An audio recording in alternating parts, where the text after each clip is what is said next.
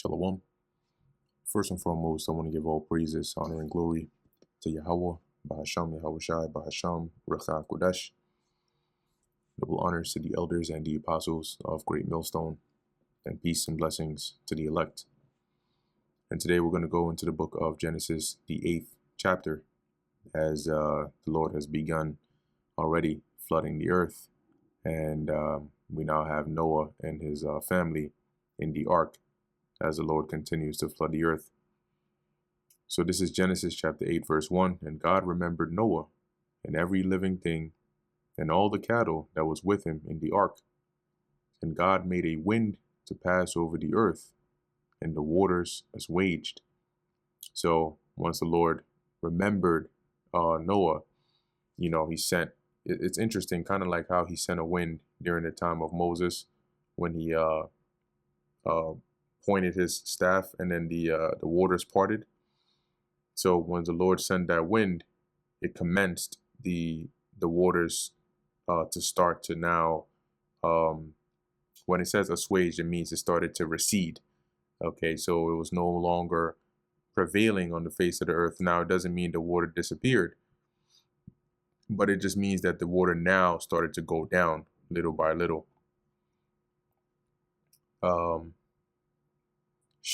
Shakak, it says here, to subside. There you go, to decrease. The fountains also of the deep and the windows of heaven were stopped, and the rain from heaven was restrained. So the water coming from the bottom and the rain coming from the top ceased. And as it says here, it says were stopped and was restrained, and the waters returned from off the face of the earth continually. So it started to once again recede, and the water level started to go down little by little. And after the end of the 150 days, the waters were abated. The waters being abated here does not mean that the earth was dry now. What it means is that it was at the end of the 150 days, the waters that were, because they prevailed upon the face of the earth for that period of time, but abated meaning that now they started to recede. And the ark rested in the 7th month. So the flood started in the 2nd month of Noah's 600th year, and in the 7th month, on the 17th day of his 600th year, the ark rested on upon the mountains of Ararat. And I believe Ararat is in Armenia. See, Mount Ararat map. I believe they said, yeah, some like by Turkey / Armenia-ish region, or maybe it's just Turkey. Let's see.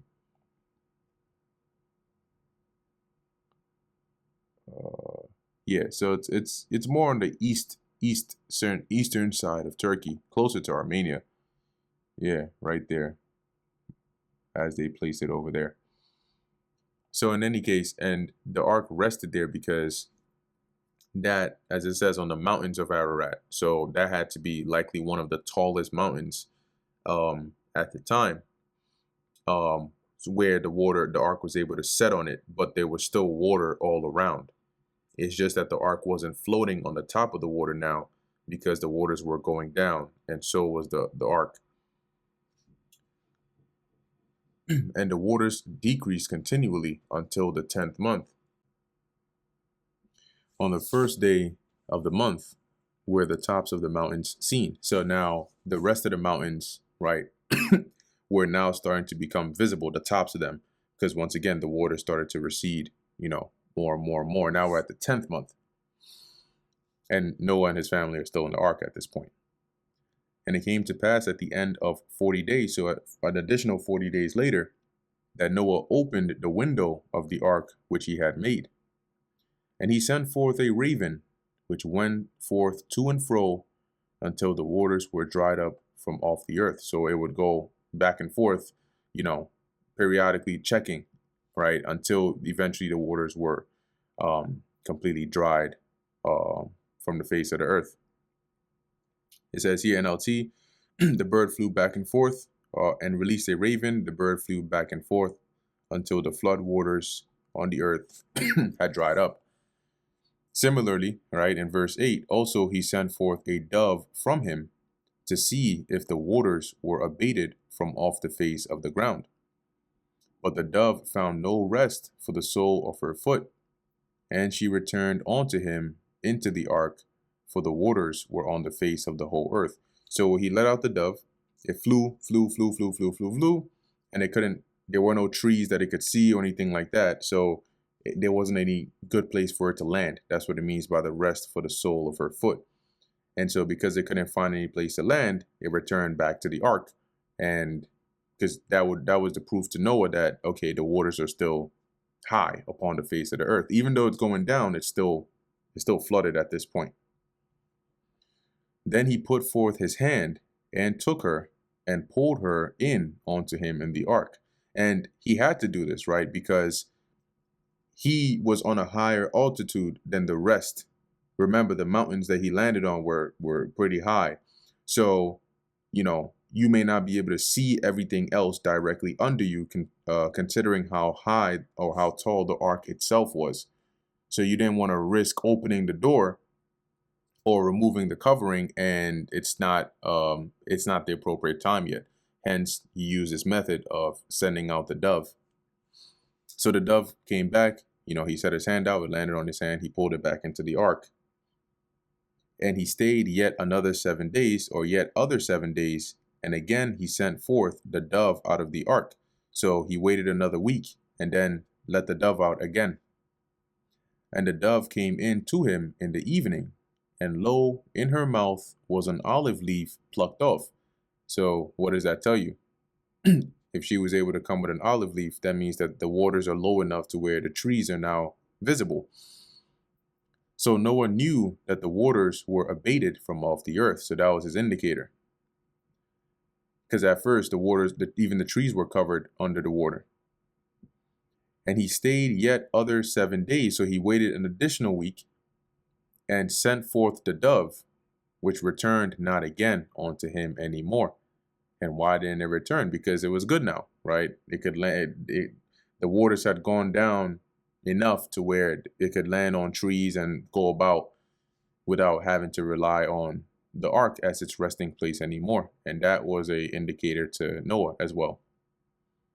And it came to pass in the 601st year. So remember, the flood came in the 2nd month of the 600th year of Noah. So the next year, right, in the 601st year, in the 1st month, the 1st day of the month, the waters were dried up from off the earth. And Noah removed the covering of the ark. Now, it doesn't specify whether this covering was like the roof or it was just like opening the door, but it was something, right, that allowed him to be able to get a better view. So it says here, he removed the covering of the ark and looked, and behold, the face of the ground was dry. And in the 2nd month, on the 7th and 20th day of the month, was the earth dried. So now it was completely like dry. You could see, all right, it's good now, because the waters can recede, but the ground might still be wet, right? And you have like your puddles and your mud and so on and so forth. And then eventually, as it goes lower and lower and lower, now things actually, become fully dry. And God spake unto Noah, saying, Go forth of the ark, thou and thy wife, and thy sons, and thy sons' wives with thee. So now you can finally leave the ark. And now it's been over a year, or just about a year, since they went into the ark, and the waters started to come upon the earth. Bring forth with thee every living thing that is with thee, of all flesh, both of fowl and of cattle, and of every creeping thing that creepeth upon the earth, that they may breed abundantly in the earth, and be fruitful and multiply upon the earth. So now, just as he had once led them into the ark, he now brought them out. And Noah went forth, and his sons, and his wife, and his sons' wives with him, every beast, every creeping thing, and every fowl, and whatsoever creepeth upon the earth. after their kinds went forth out of the ark. And Noah builded an altar unto the Lord Yahweh, and took of every clean beast, and of every clean fowl, and offered burnt offerings on the altar. So at least now you can see why he took so many of the clean beasts, because he wasn't going to offer an unclean animal on the altar. Number two, when it says of every, it doesn't mean that of all 7 pairs, he sacrificed all 7. What it means is of the sacrificial animals, he took some. So you have 7 pairs of say sheep, 7 pairs of oxen and cattle. He would take maybe 1 or 2 of that oxen or cattle, not all 7 pairs, because then what's left to reproduce? In any case, he offers the burnt offerings on the altar, and burnt offerings are in the law. If Noah did not know the law on the burnt offerings, and you can go read in the law, which we'll get there, but you can read it and see the details of how it should be done. So there are actual instructions on how the offerings should be offered. If Noah didn't know that, because the Lord is specific, how would he have offered a burnt offering onto the Lord? And how would Noah have known that? It had to have been taught to him by who? His father. And how did his father know that? Going all the way back to Adam. So this was they had these laws, right? In in Genesis 6, it says that because of the violence and corruption on the earth, they had basically perverted the way of the Lord, right? So it just wasn't physically written down until the time of Moses, but the laws were in existence and they were passed down orally. Like, with certain traditions, like customs and stuff, when you grow up in a certain area, like even if you go to the Philippines, right, or just the different parts of the world, there are customs and manners in which the people are raised with. And those are not necessarily written down in a book somewhere, right, where they go and teach you, but that's how you're raised, right? Everybody raises their children that way, right? This is, you do this, you do that. On this day, you do this. On this day, you do that. This is how you do this. When you meet somebody older than you, this is how you treat them, blah, blah, blah, so on and so forth. Those things don't necessarily have to be written down somewhere, because it's taught to the youth. They grow up with it and they teach it to their children. And it was like that in this time. Verse 21, and the Lord Yahweh smelled a sweet savor, and the Lord said in his heart, I will not again curse the ground any more for man's sake. Because why did the Lord curse the ground? Because of man. And that's why Noah was called Noah, because his father said he will comfort us from the labor we have to do for the ground that is cursed.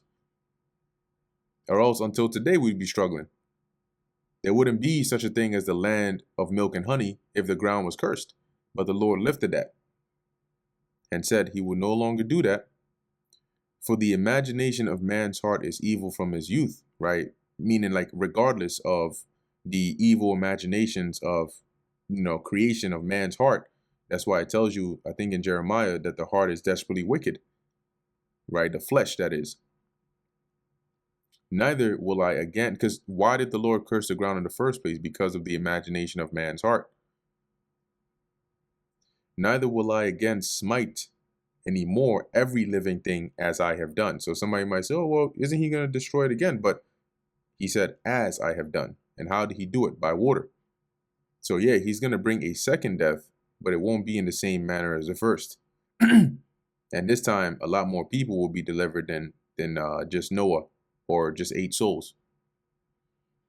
Verse 22, while the earth remaineth, so long as the earth exists, seed time and harvest, so the planting and the harvest, and the cold and the heat, and the summer and the winter, and day, these are the seasons, and night and the ordinances shall not cease.